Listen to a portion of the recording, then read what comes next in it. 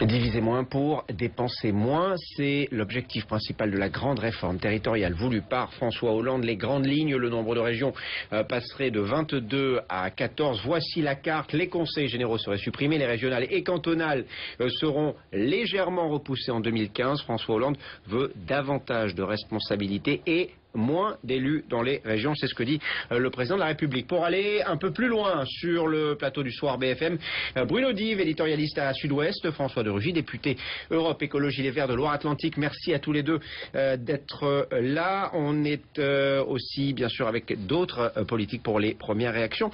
Cette réforme, tout d'abord, François de Rugy, qu'est-ce que ça change concrètement ? L'idée de à la fois rationaliser, clarifier en s'appuyant sur des régions plus fortes, ça c'est une nécessité. Nous les écologistes, nous sommes d'ailleurs sans doute la force politique française qui a toujours plaidé dans ce sens, et y compris en allant à la suppression des conseils généraux, cet échelon départemental qui, entre les regroupements de communes et la région, n'a plus sa place. Après, là où je suis un peu plus sceptique, c'est sur la carte que vous venez de présenter à l'écran. On ne comprend pas le fil conducteur. On a l'impression, vous savez, que c'est un petit peu comme la roue, soit la roue du casino, puis on attend de voir où ça s'arrête. Et puis nous, par exemple, dans l'Ouest, voyez-vous, sur la Bretagne, il y a une revendication de réunification de la Bretagne depuis des décennies, depuis que Nantes a été séparée du reste de la Bretagne, et la roulette ne s'est pas arrêtée sur notre région. Au contraire, c'est le statu quo. La Bretagne a 4 départements d'un côté, les Pays de la Loire, une région artificielle de l'autre, alors que les deux Normandies, ce qui est logique, par exemple, se rassemblent. L'Aquitaine, je pense que Bruno Dive connaît bien cette région. Pareil, elle reste toute seule. Vous parlez alors de la qu'elle aurait Bretagne, pu est-ce que être les avec bonnets Midi-Pyrénées. Finalement, eu gain de cause.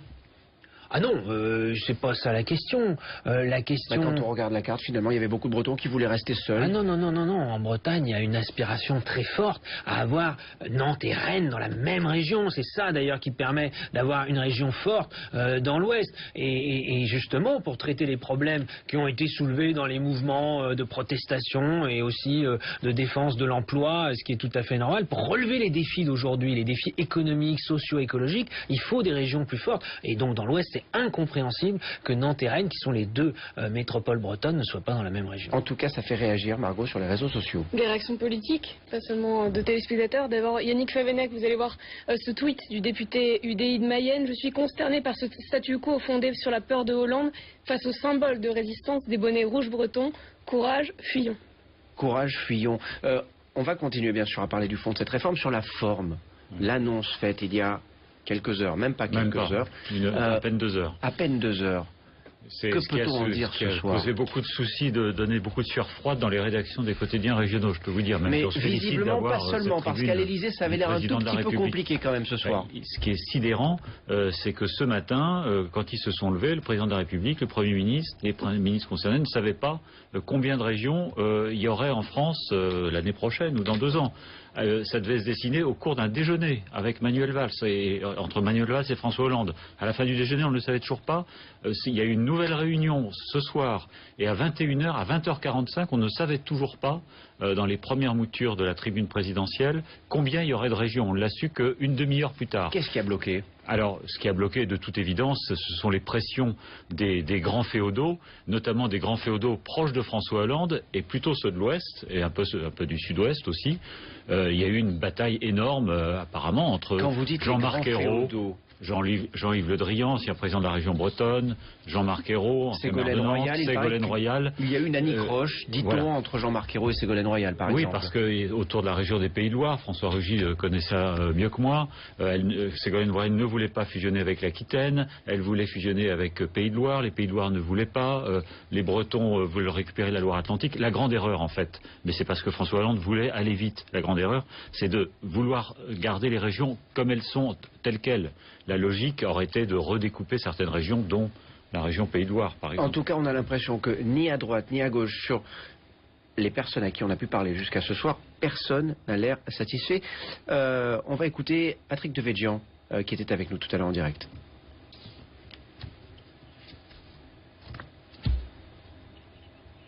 On l'écoutera tout à l'heure. En tweet, en tout cas, regardez ce qu'il dit, Patrick Devedjian, sur les réseaux sociaux ce soir. Il n'est pas content, je vous le confirme. Patrick Devedjian qui, en tweet, il va s'afficher dans un instant, bien sûr. Ce tweet, le voici. Hollande décide de ce qui se passera en 2020. Quelle prétention et quelle foutaise. où sera-t-il à ce moment-là? Alors, justement, est-ce qu'on peut lancer une réforme aujourd'hui qui se termine en 2020 avec la garantie que tout soit fait dans les règles et correctement? Moi, je me demande surtout s'il fallait lancer une réforme, abolir la réforme de Nicolas Sarkozy, le conseiller territorial, pour finalement le recréer d'une certaine manière avec ces conseillers généraux qui seront dépossédés d'une partie de leur pouvoir, mais où siégeront des conseillers, on ne sait pas encore très bien, conseillers régionaux ou des représentants de communautés urbaines. Bon, visiblement, François Hollande poursuit la même idée que Nicolas Sarkozy, c'est assécher, tuer à petit feu le département sans trop le dire. Moi, je suis pas d'accord avec Patrick Devedjian. Il faut quand même si François Hollande n'est plus au pouvoir, il faut quand même fixer des objectifs. Il fixe l'objectif de la révision constitutionnelle en 2020, parce qu'il sait qu'aujourd'hui, il n'a pas la majorité pour voter cette révision pour supprimer les départements. François de Rugy, vous disiez tout à l'heure, c'est utile, il faut ces grandes régions, il faut rationaliser. Qu'est-ce que ça va changer pour les gens? Est-ce qu'on va payer moins d'impôts? Est-ce que les plaques minéralogiques vont changer, par exemple? Au quotidien, ça veut dire quoi, ces 14 grandes régions? Les plaques minéralogiques, elles ont déjà changé il y a quelques années. C'est pour ça que je vous pose la question. Le système est stable et c'est l'État qui le gère. Vous savez, c'est pas les collectivités locales. Non, je crois que ce qu'il faut bien avoir en tête, c'est qu'aujourd'hui, tout le monde veut s'occuper de tout. Les communes, les intercommunalités, les départements, les régions, l'État, l'Europe, tout le monde veut faire du logement, de la formation, du développement économique, du tourisme. Et du coup, tout le monde ne fait rien de bien, parce que évidemment on divise les moyens, évidemment on se marche sur les pieds. Les Français se disent mais qui fait quoi? Et surtout, qui est responsable de quoi? Donc ça, cette rationalisation-là, elle est bonne d'un point de vue même démocratique et aussi économique, parce qu'on fera des économies. Si on ne fait pas tous de tout, on fera des milliards économies. d'euros selon les estimations, mais même là, tout le monde n'est pas d'accord. Oui, certains disent que ça risque de coûter de l'argent. Oui, mais c'est une nouvelle dynamique pour le pays de se dire, parce que notre pays est quand même en mauvaise situation économique, sociale, écologique. On voit bien qu'il y a besoin de remettre en mouvement. Non, remettre en mouvement la France par en bas, c'est-à-dire par les territoires, par la capacité d'innovation des territoires. Et les régions, elles ont fait des choses ces dernières années. On voit bien que les trains régionaux sont beaucoup mieux gérés depuis que c'est les régions qui s'en occupent. Les lycées également. Donc ça, c'est une chose sur laquelle il y aura des points positifs, c'est sûr. En revanche, ce qui n'est pas clair, d'abord, on a perdu 2 ans. Ça, 2012-2014, on a louvoyé, on ne savait pas où on allait. Et alors que nous avons été élus, nous les députés de la majorité, sur le changement, et y compris le changement de la décentralisation. Donc maintenant, il ne faut plus perdre une minute. C'est pour ça que ceux qui disent « Ah ben non, maintenant on ne peut pas faire des choses pour 2015, 2016, 2017, tant pis. » Ah non, on ne va pas encore perdre 3 ans. Ouais, enfin, c'est pas une raison pour se précipiter, pour faire le changement. À droite, en tout cas, qu'est-ce qu'on en pense sur les réseaux sociaux?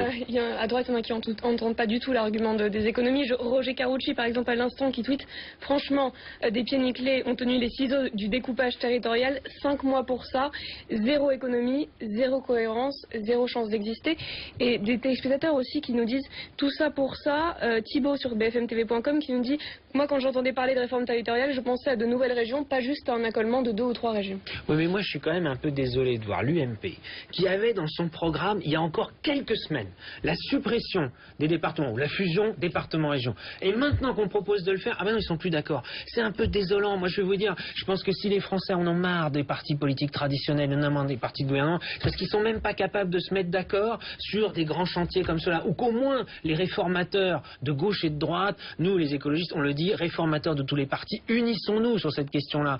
Passons par-dessus nos divergences qui sont vraiment là des puisque vous parlez de divergences de chapelle. Dans un instant, on va écouter Dominique Bussereau, député UMP de Charente-Maritime. Sa réaction à lui, c'est intéressant ce soir, à l'annonce faite par l'Élysée. Je suis très choqué sur la forme. Imaginez qu'il est 21h35, il y avait une réunion à 20h, et puis voilà Tipa qu'à 21h35, on nous sort une carte qui n'a fait l'objet d'aucune concertation. J'ai jamais vu une gouvernance dans notre pays aussi ridicule et aussi peu efficace. Et ça va se terminer en eau de boudin, en jus de boudin. C'est la réforme de la promotion Voltaire. Les 3 copains de la promotion Voltaire de l'ENA, François Hollande, ensuite élu de Corrèze, Michel Sapin, ancien président de la région Centre, Ségolène Royal, Poitou-Charentes, font leur petite région qui ne repose sur rien. Bruno Dive, là, c'est le jeu en fait de la politique aussi. Chacun critique, chacun essaie de ramener oui, un mais peu vous savez, la Dominique couverture Bussereau, à c'est soi. pas un opposant le plus féroce et le plus systématique du gouvernement. Donc, lui, il est président de conseil général. Alors, je crois qu'il est surtout meurtri par la disparition programmée des conseils généraux. Ce qui est vrai, c'est qu'on ne voit pas la cohérence de cette réforme territoriale. La fusion d'un centre du Limousin et du Poitou-Charentes ne répond vraiment à aucun critère objectif. Ça sent vraiment l'arbitrage de dernière minute décidé un peu dans la précipitation parce qu'on avait annoncé qu'il fallait décider ce soir. Et bon, même si François de Rugy dit qu'il faut aller vite, on pouvait peut-être prendre quand même 15 jours, un mois de plus pour réfléchir un peu à ce genre de choses. D'autant plus, si je peux revenir sur ce qu'on disait avant, c'est pas les régions, passer de 22 à 14 régions, c'est bien sur le principe, mais c'est pas ça qui va faire des économies. C'est l'intercommunalité, c'est la fonction publique dans les communes et dans les intercommunalités qui a explosé. C'est les compétences et les moyens. Et c'est là-dessus qu'il y a des économies à faire. En 2 mots, Bruno Dive, le fait que les départements puissent peut-être passer d'une région à l'autre dans les semaines qui viennent, il y aura des discussions, tout n'est pas fermé, ça a été dit ce soir. Alors ça, c'est bien. Ça va changer les choses ou pas? Ça, c'est bien, et si on consulte les populations, c'est bien parce qu'il y a en effet des départements, moi je vois pour l'Aquitaine, visiblement les 2 départements de Charente sont plus tournés vers l'Aquitaine que vers la région centre. Tout n'est pas gravé dans le marbre et c'est bien Bruno Dive, merci d'être venu sur ce plateau ce soir. Pareil pour François de Rugy pour ses premiers commentaires sur cette nouvelle carte de France proposée par François Hollande.